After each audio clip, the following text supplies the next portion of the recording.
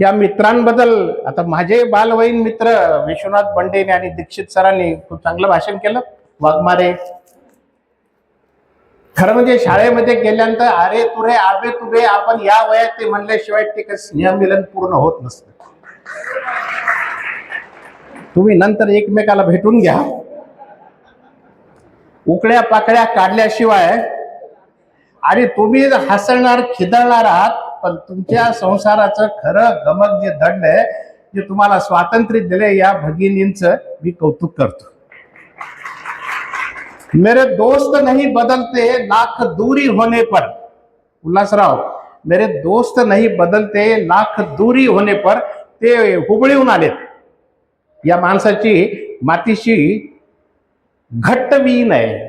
मेरे दोस्त नहीं बदलते लाख दूरी होने पर, लोगों के भगवान बदलते मुराद ना पूरी होने पर.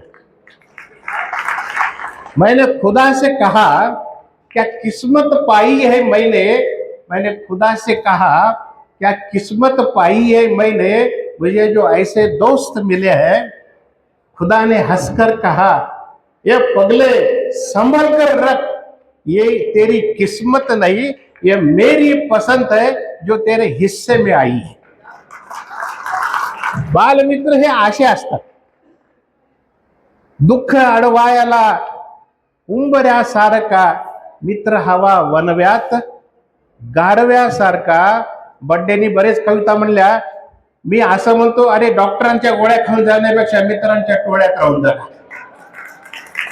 एक चांगला मित्र इज अ गुड कॅप्सूल. आणि एवढं मित्र मंडळ म्हणजे दत्तू सेठ हे मेडिकलचं दुकान आहे.